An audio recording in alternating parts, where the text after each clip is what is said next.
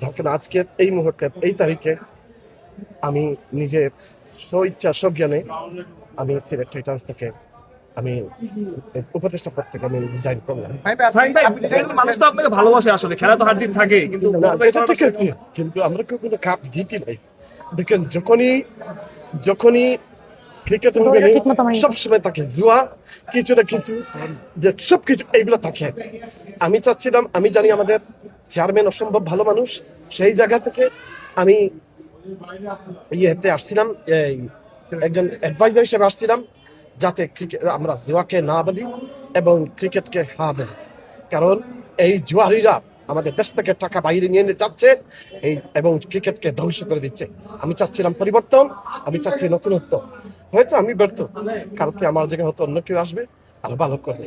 তবে আমার অনেক কিছু শেখার আছে, ইনশাল্লাহ আল্লাহ একদিন এই শাহজালালের মাটিতে যাবে। ফাহিম ভাই, আপনি কি